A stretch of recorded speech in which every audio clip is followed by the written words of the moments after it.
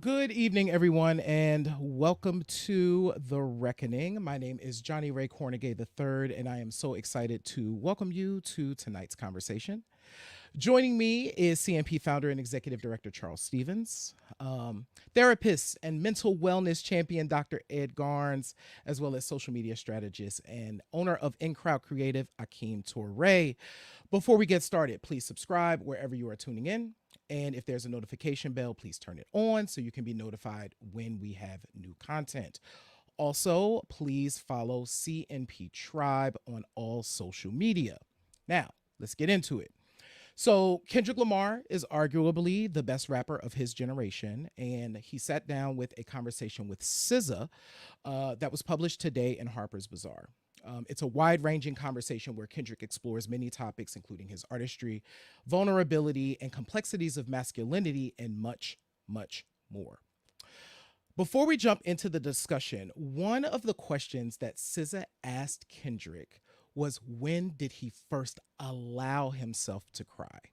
And this is actually documented. So Kendrick actually referenced a 2011 moment on stage. And I've actually pulled the clip of that moment, and I want to play it before we jump into the conversation. We watching game, pass the torch to you. We watching all this love. It's a beautiful thing, my nigga. You great at what you do. You ain't good at what you do. You great at what you do. And the people out here, they represent. I'm gonna say this and I'ma mean this. Nigga, you got the torch, nigga. You better run with that. You better run with it, nigga, because it's yours.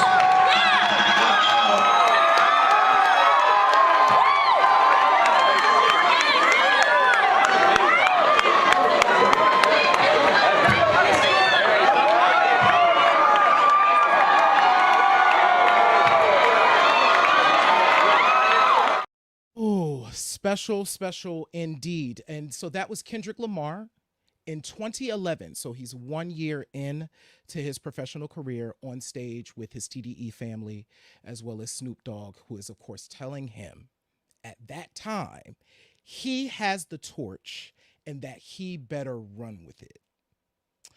So let's talk, y'all. So one of the questions that SZA asked Kendrick as well. And I'm going to actually read what she said in the beginning of Kendrick's response, because I definitely want to jump into this first. So SZA says, "You have such father time energy. It's very universal dad vibes. Actually, it's more universal sensei. It's almost gender ambiguous. It's father and mother because you actually seem quite in tune with your feminine energy. Do you consider yourself in touch with your feminine side?" And Kendrick response is, "I have to balance both. At first, all I knew was the masculinity, and I always kept that wall up because of my pops. But the more I delve deeper into my music and the more expressive I get with myself, that is the feminine energy right there. That's not the bravado that I grew up seeing all the time. This is who I am, the soft spoken me, and I have to own it. This is where my superpower lies." So, gentlemen, let's talk. I want to open up the conversation with reactions to the interview, in particular, this moment between Kendrick and SZA. So, who would like to jump in first?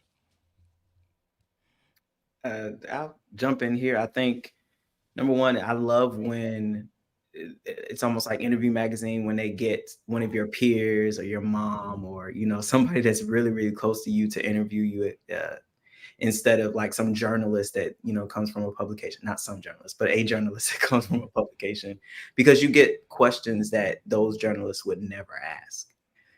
Because they just don't know you on that level. And so this is a perfect example of that, where SZA obviously spends a lot of time with him, and she knows him to a degree and on a level that some of us will never know him. Knowing his catalog and his life story and all of that, wouldn't matter. She spends time with him. You can tell. So I think the question was a really good question. No doubt, also cerebral. Everything that happens over there seems to have a strategy. Um, I wouldn't be surprised if that question was teed up. I'm not saying it was, nefarious or malicious or anything like that, but it's just a really good question to ask him right now at this point in his career, where he could really take it to the next level. The Grammys are coming up. He's got this hot song. He could be minted in hip hop for forever. He could be in the same conversations as Biggie and Tupac if he isn't already. And a question like this, I think, just firmly puts him in that position. It was masterfully asked. It was masterfully answered. And we can get into the specifics of the complexity of the answer, but I just wanted to say that to kind of kick us off. Yeah. For me, I wasn't surprised by the response. Um, Paying attention to Kendrick's career over the years, actually from album one to Mr. Morale and the Big Steppers, I think he's been telegraphing kind of where he is in his walk. And even looking at when Kendrick showed up at the Super Bowl with the earring and the pin on his jacket, I was like, oh, this is a very interesting choice for him to make that was very separate from what his dancers were doing. Like he was doing his own thing. And so from the look to the music to the way his rhymes have been constructed, I wasn't surprised. I am also at the same time wondering, and we can get into this later, but I'm wondering if Kendrick is challenging us and forcing us to reckon with a free black man. I don't know if the world is ready for that. And I wonder if Kendrick is saying, I'm about to walk onto this Super Bowl stage for the second time in my career as a solo act, and this is who I am, and is the world ready for that? So those are some of the things that have been coming up for me. I do wonder. I mean, this interview is happening at, I think, an interesting moment in the cultural conversation around what we've been hearing with Barack Obama's, I guess you might say, either challenge or chastising black men on their misogyny. And I do feel like this interview comes sort of in that, as we're still like kind of grappling with what President Obama said. And I just kind of wonder like how those two things are shaping the moment in terms of the conversation around black men and the conversations around black masculinity. Yes, this interview is a therapist's dream. We always want a person to reach their full potential. That's what we're taught in therapy. Like, reach your full potential, or as we say in the psych world, reach self-actualization. That's where you reach the milk and honey, the zenith of your career, right? But we're seeing that in a person because they are healed. What healing requires you to do is step outside of dichotomies, right? So we always look at femininity and masculinity as in competition for each other, but healing requires divine aspects of both of these concepts as we know them to be. Right. So in order to get to this point of healing, where he breaks the dichotomy of these two concepts and say that we need all of them, it's actually leaning into a African spirituality that folks don't want to give a lot of power to as well. Because from a Black psychological perspective, you reach identity congruence when your spirit has been liberated. So what J. Ray is talking about, a free black man, when your spirit is liberated, when you have thrown away hip-hop norms, you've thrown away Western world norms that are forced down your throat, and you're able to show up in a moment where you have the world stage as your authentic self, then you've reached a different level, not only of human development, but artistic sensibility.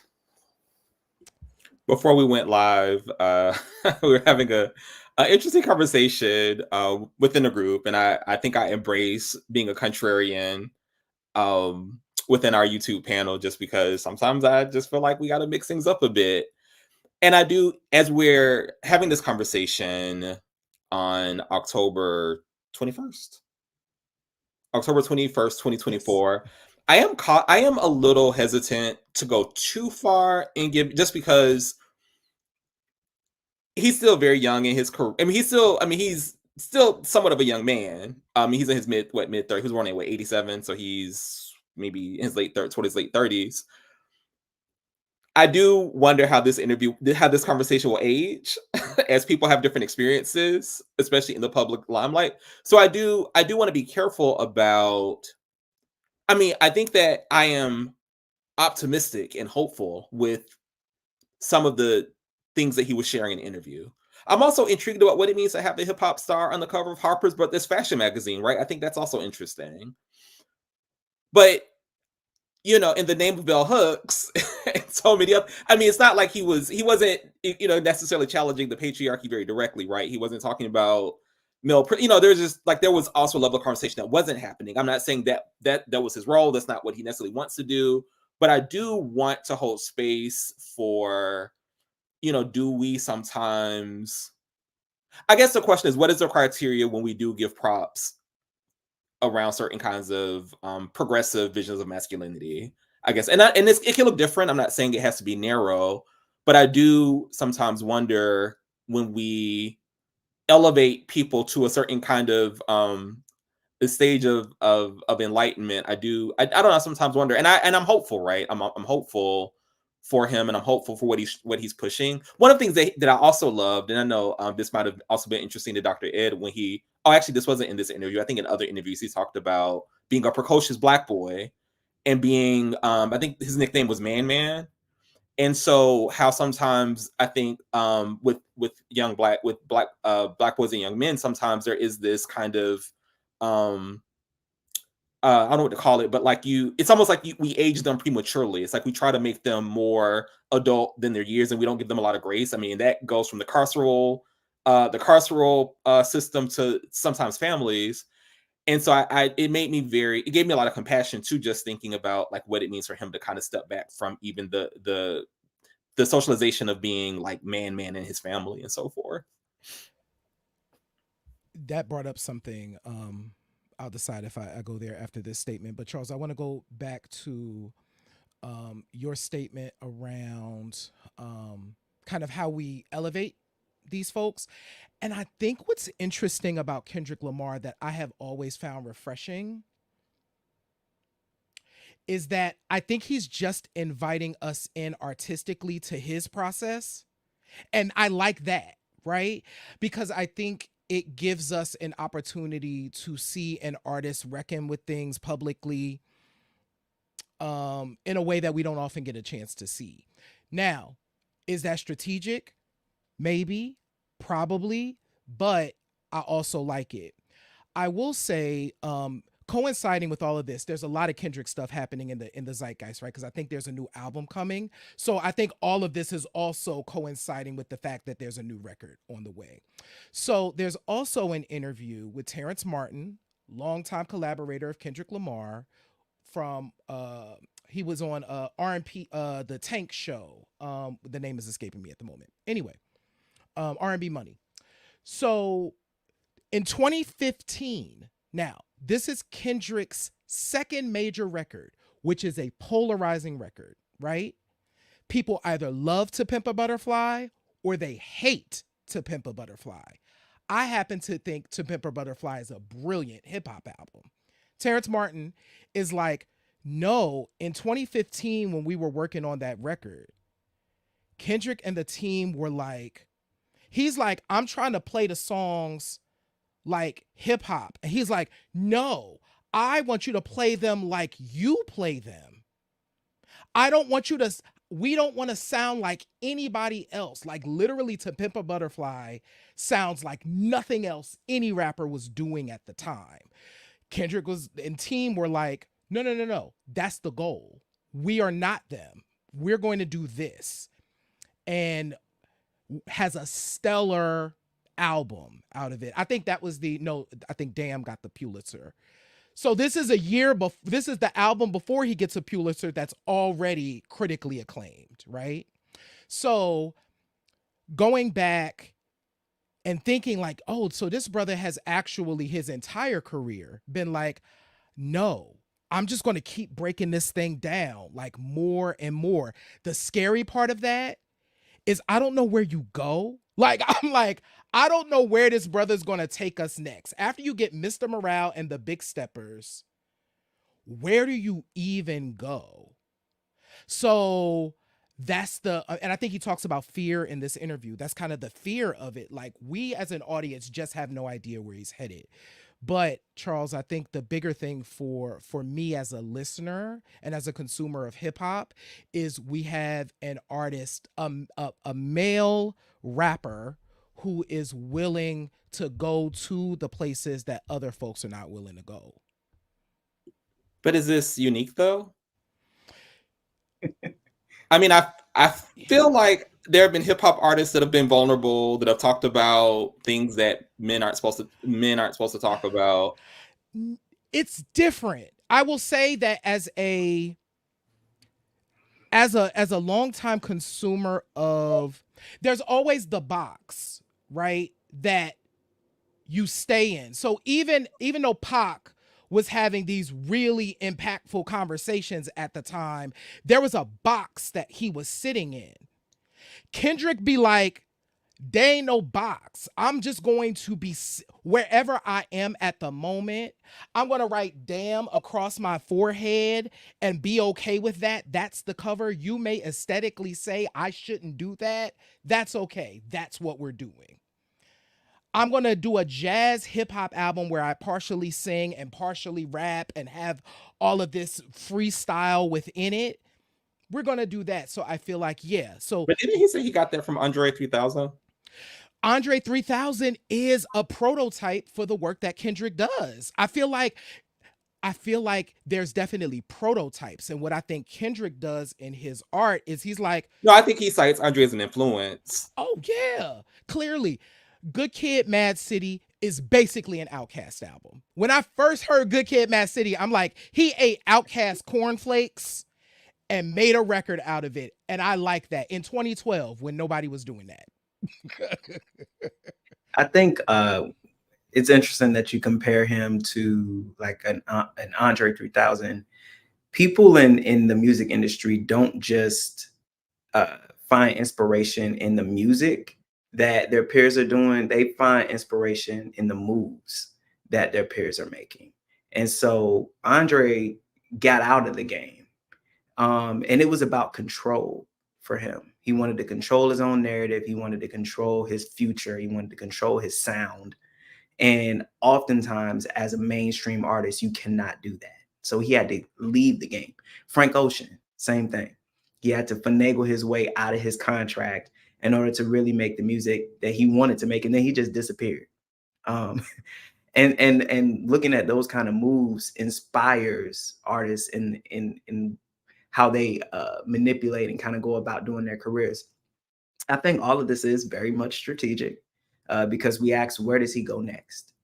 And I think what Kendrick does next is actually pretty monumental, because while we all may have favorite Kendrick albums, some of us may not, but I don't think he has a definitive work yet.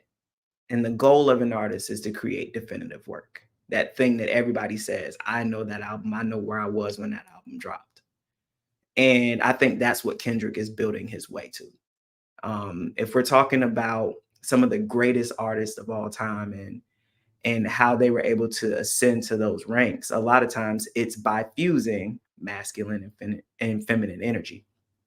If you're talking about Michael Jackson, if you're talking about Prince, these are people that were able to kind of wield those things in order to convey messages that were both musical and within their lifestyles, within the pictures that they took and within the interviews that they did.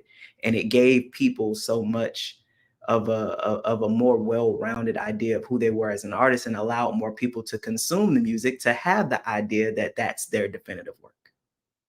So I think whatever comes next for Kendrick is going to be huge. I think he's going to sweep the Grammys. I think being in Harper's Bazaar is right up his alley. It's right what he should be doing. I don't want this to all kind of seem like, oh, Kendrick Lamar, oh, he's the best thing since sliced bread, because he could fall from grace.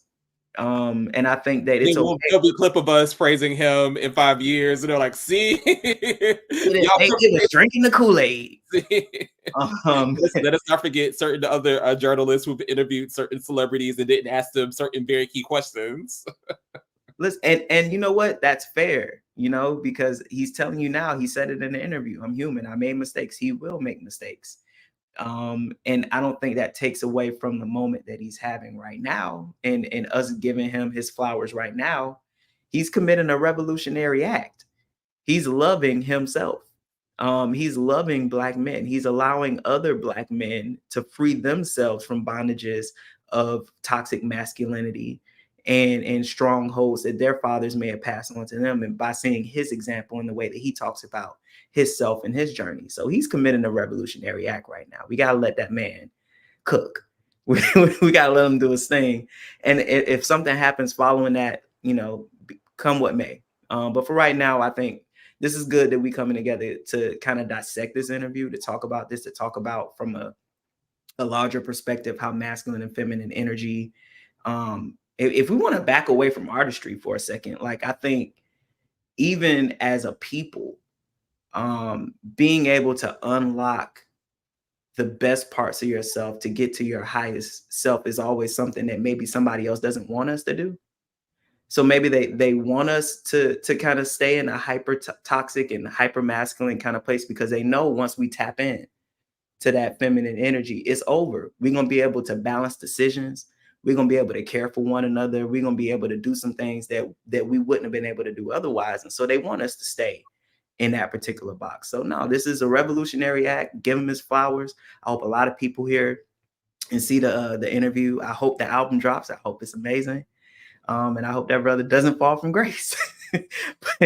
well, if he falls from grace, that's going to endear him to the people more. And so I can say to the contrarians out there, I was not originally a card carrying fan member of Kendrick Lamar, but I had to sit and think, what does Kendrick Lamar represent? And I was like, we've had cultural conversations like this throughout our history. And I said, you know what? Kendrick Lamar is basically hip hop's Dizzy Gillespie. All right. So you look at jazz before for Dizzy and Bird, aka Charlie Parker, come up and start this improvisational freestyle that is began to become bebop, right? That's what it is end up being labeled. Jazz was big band. Okay, it had all these standards, it had all these rules. People in tuxedos, they were swinging, right? So here comes Dizzy and Charlie Parker and crushes it. They say, to hell with convention. We are going to take this thing that you know as straight ahead. It's nice. It's conservative. It's following the rules. It's respectful. And we're going to totally break down the walls. So here you have Kendrick coming at a time in hip hop where it is stale as a cracker.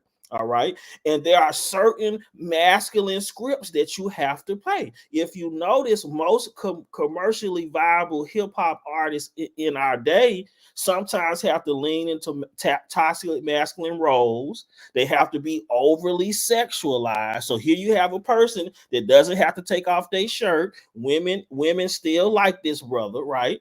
He doesn't have to kill 25 people. Brothers in the hood still like it. And then if you've been othered in any kind of way, because the bebop cats was the cats they wouldn't let in the big bands. They say, oh, y'all are too different. We ain't gonna let y'all on the big bandstand, right?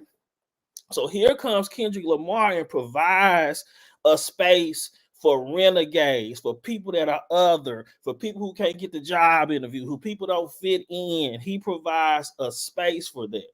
And the interesting thing about Kendrick Lamar, he represents everything that we want brothers to be. What do we say? Oh, if brothers would just be more open-minded, what if black men, were more vulnerable? So he is a person that is constantly evolving and leaning into that.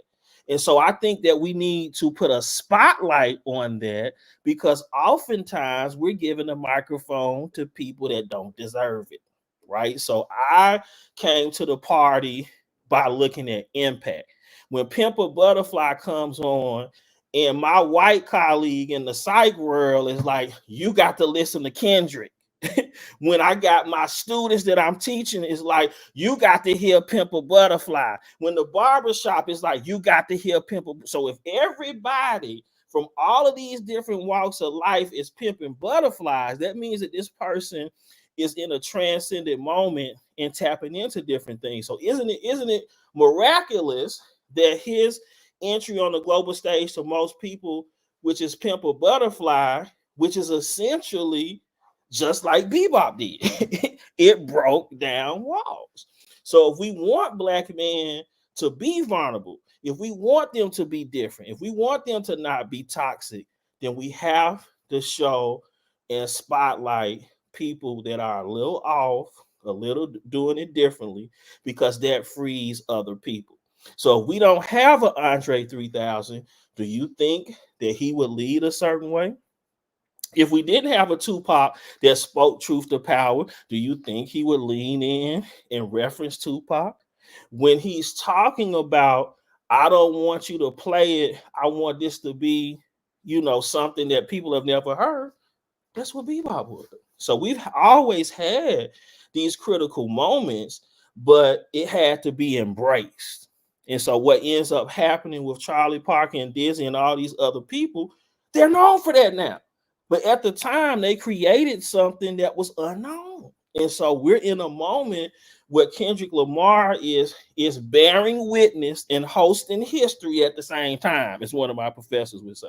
And so when you're doing that, it is hard to project the impact when history is still being told. Wow. Johnny, could I ask you a question? Of course. So I think in another timeline. Okay, so remember we were gonna figure out how to write about or talk about the beef between Kendrick and Drake. Mm-hmm. I think we had some conversations about it. I think we even thought about maybe writing something on the Reckoning, but it didn't happen. Yeah. Do you remember what you wanted to talk about, or what your perspective on that was? Because I think that the masculinity stuff also came up in that as well. It did. The interesting thing about the conversation that I ended up landing on with the Kendrick and Drake, and it actually probably wasn't something that people wanted to hear as much at the time, is that Kendrick and Drake are probably more similar than they are different in a lot of ways. Not in, and I think what makes them similar from a representation standpoint, they kind of just do different things, but in different ways. And I don't think that was something that folks really, really wanted to hear. And the fact that even though homophobia showed up a little bit in the beef, it was one of the few beefs that I felt like didn't lean into that. And I actually thought that was really interesting. Yeah, there were glimpses of it that would show up, but it wasn't like an overarching thing. The fans would start to add some of the homophobia in, but the artists weren't doing it themselves. And that was really interesting too. So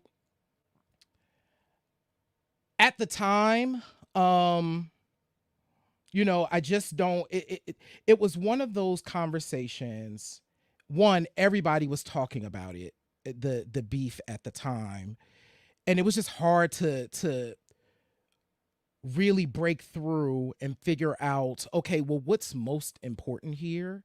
And ultimately what I think is most important at the end is that Kendrick Lamar was really just trying to change hip hop back to what it was. That's where it ultimately became, but it took me a while to get there. I didn't realize that when I was writing at first. And I'm like, oh, I see Kendrick is trying to do a hard reset.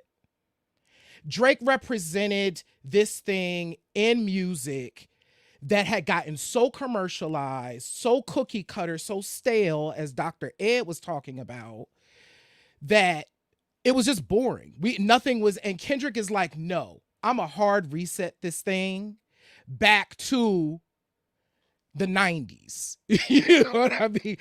And so if I need to kill your career in the process, that is what I am going to do. I wasn't ready for that conversation then, though, because I could not wrap my mind around that piece. I think I was too into all these other components. And I think now we're able to have the conversation. Now we understand why Not Like Us was so important. It's a Sankofa moment.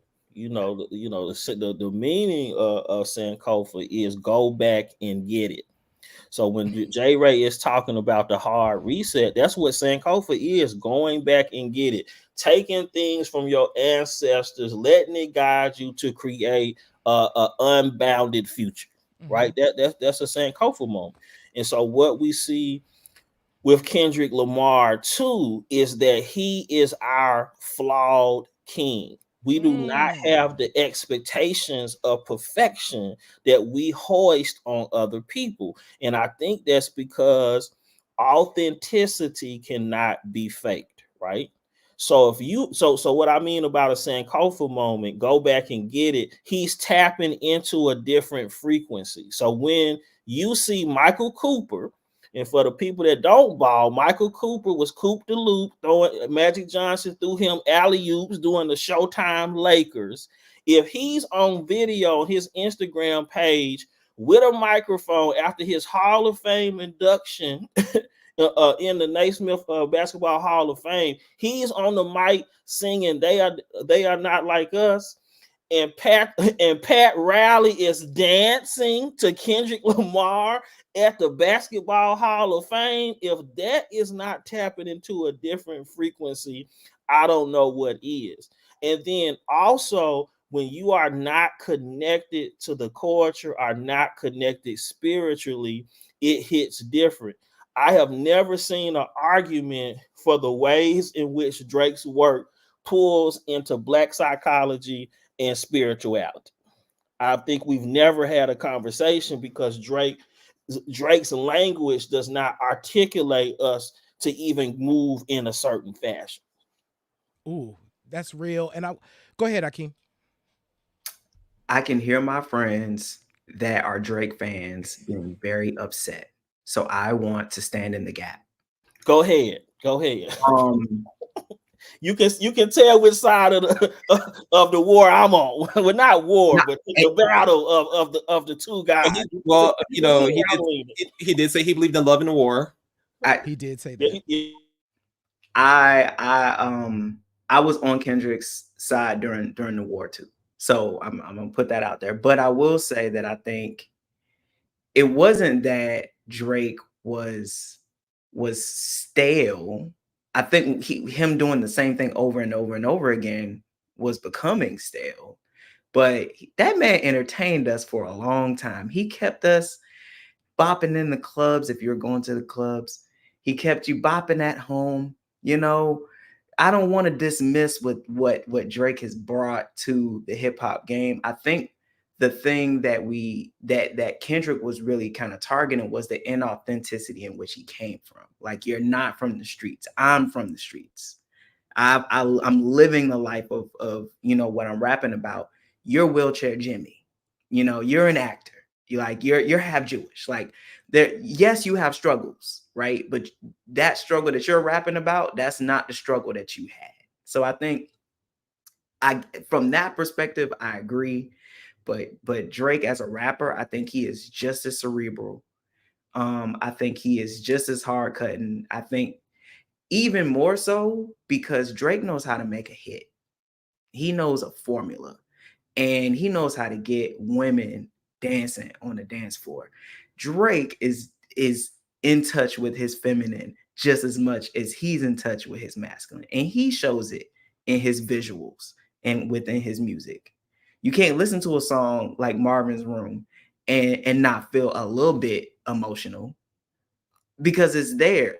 Like he knows how to tap into that. So I don't want to exclude him from the great conversations, or the GOAT conversations, because he fuses those two energies as well. I think another person that came to mind while we were talking about greatness is Jay-Z.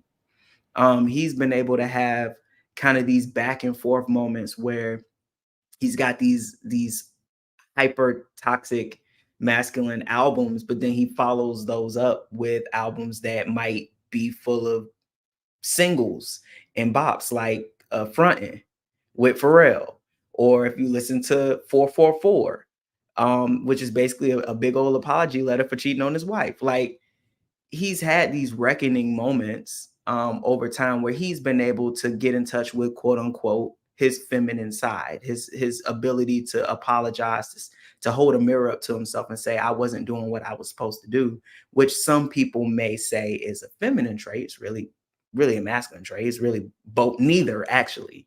Both can do it. But some people would say that doesn't sit squarely in the masculine frame. So I think, again, we kind of are saying the same thing. Really, in order to be great, you have to kind of unlock that balance between masculine and feminine. I just wanted to make sure that our half brother Drake did not get dragged. I thought by fusing masculine and feminine is how you got initiated into the Illuminati. That was the Illuminati ritual where you have the fusion of masculinity and femininity fusion. That and the blood sacrifice. Don't forget that. Dr. Ed, would you put Kendrick on the couch? If you had to put Kendrick on the couch, so they opened up. One of the questions SZA asked was about mental illness, which I didn't completely get. I think what she was trying to articulate is that you are often deemed as some form of crazy when you break rules and patterns in a way. So even though she was saying mental illness, I looked at it as being called crazy. That one of the things that you learn to do as a therapist is never use the word crazy, and you never use the word normal, because normal is relative. So I was just about to put him on the couch. So when you look at Chino Achebe's novel, Things Fall Apart. So what ends up happening? So we're fine in Africa, right? We got our rituals, we got our religion, we got our spirituality. The minute we start to befriend our pale skin captors, start adopting their rules, start to play by their games, that's when everything fell apart. So in many ways, the Sankofa moment is created in a different way for Kendrick Lamar. Not only is he healed and self-actualized in a different way, but what Drake's represents is similar to Things Fall Apart. The closer you get to commercial viability, the closer you lean into capitalism, what happens? It all falls apart for the Black artist. And I think that Kendrick Lamar is shining a spotlight that certain things metaphorically that Drake represented has to change. So if I was to put him in the couch, I would encourage him to keep going. Whatever this moment is that has Brother Lamar in a constant state of evolution, reevaluation, and being able to center himself and drown out the noise, to lean into self-actualization, I'm going to continue to pour sweet tea and feed that. Because whatever he's tapped into has allowed for a healing, because what we don't understand, healed people are people that are struggling to heal. That's where authenticity comes from. We like Marvin Gaye because of the profane, but also the spirituality in the music. It's like sexual church. That's why we like Marvin Gaye. It's like, ooh, something is going on there.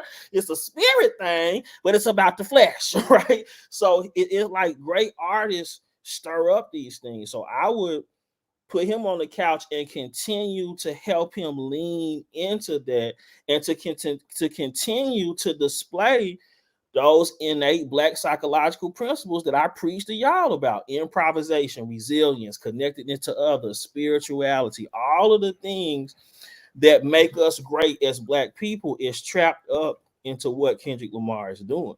So if I don't want to get hate mail from the church. So be nice to the Christians. oh, you talking when I said sexual church? I think you got the reference. Is that, you know, great artists force us to consider things outside of a dichotomy, right? So Kendrick Lamar forces us not only to throw away notions of toxic masculinity, but it forces us to remove labels. What if we just said vulnerability is essential to personal development and actualization, and not call it a feminine trait?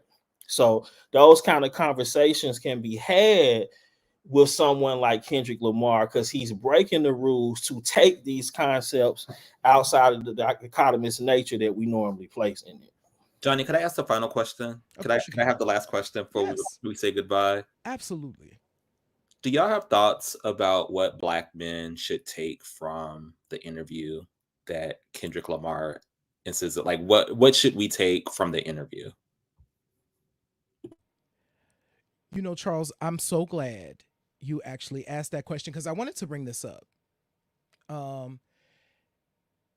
I think there are two things, and if this is up on my screen, the first thing I want people to take from this interview is SZA asked him this interesting question around what does not like us mean to him. And he says the following things: this man has morals, he has values, he believes in something, he stands on something, and he's not pandering. That really like sticks to my bones, because we're in this social media world that requires us to be a brand and do all of these other things, and it's like go get the bag and all of this other stuff. And I think what Kendrick is saying is get back to the root of it all. What the reason you are here. So that's one thing.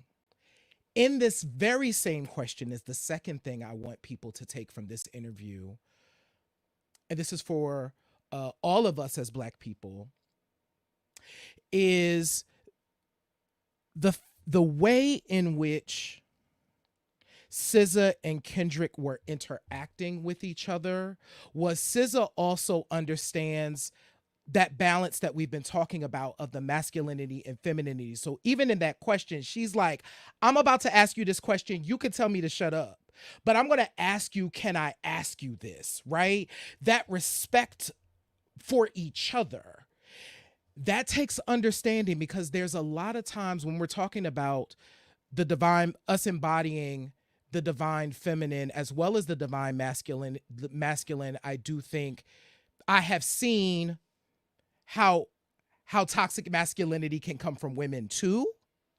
And I think what SZA was showing in this interview is how she is free and is able to have this conversation with this free Black man. So it's a different level of conversation. So two things: one, getting back to the root, and also how we all need to unlearn toxic masculinity. And we can see that in the way that that SZA is talking about herself and to Kendrick. So I'm gonna completely agree with you. That second one was mine. This conversation was candid. It was authentic. It was delicate. It was real. At some points, you know, they were pushing each other on definitions and, you know, how they see each other. And so, if anything, I think being able to just have more of those conversations with each other, and allowing people to hold space and you know, just directly in front of you, face to face, you know, tell you who they are, ask them questions, press them, ultimately just make each other better. So that's what I would take from this. This was a beautiful exchange. For me, I'm going to lean into history. We wear the mask that grins and lies. It hides our cheeks. It shades our eyes. This debt we pay to human guile with torn and bleeding hearts we smile and mouth with myriad subtleties. We wear the mask from Paul Lawrence Dunbar. Kendrick Lamar has taken off the mask of masculinity. He's taken off the mask that hip hop artists feel that they have to play to be respected, to be chart topping, to be considered a cultural icon. He removes that mask and becomes our fall king because he is unafraid to heal in public. A lot of times, these struggles that he articulates in his particular music is hidden from the public. We either the sex symbol, hey, I got the women, I got the money, we got the money. You know what I'm saying? He represents none of that. Is elements of that in the music? Yes. But I think he takes off the mask, which allows him to move past the othering that happens to all Black men. So wherever you sit as a Black man, you identify with him and you have these conversations because we have been othered. We're constantly othered every day. So when we take off that mask, we allow ourselves to heal. And when you see someone else struggling their healing journey and articulate it, then it gives you the feeling to know, well, I'm not crazy. If Lamar is struggling in public in this way, maybe I need to go talk to somebody. You know what I'm saying? So he is taking off the mask. Because what Paul Laurence Dunbar is articulating is the psychological distress that happens from constantly having to play a role in a society that forecasts your demise. So Kendrick Lamar is no longer code switching. I'm take me as I am. This is who I am. Charles, what about for you? What do you want people to take away from this? That we just keep having these conversations.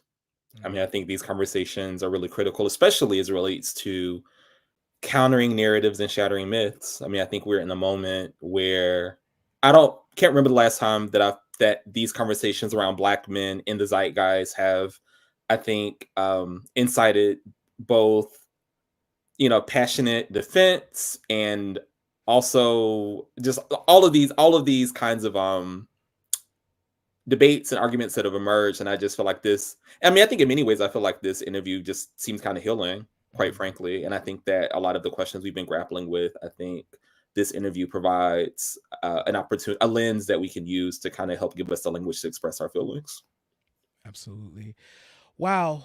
Akeem Touré, Charles Stevens, Dr. Ed Garnes, thank you all so much for joining us here on The Reckoning. For those of you who tuned in, thank you so much. What are your thoughts? Leave your thoughts in the comments on this video. We would love to hear from you. Have you read the interview? What are your thoughts on it? Please let us know. Also, if you haven't done so, please subscribe to CMP wherever you are. Hit the notification bell so you can get notified, and make sure that you hit us up on social media at CMP Tribe. We appreciate y'all. We'll talk to you soon. Peace.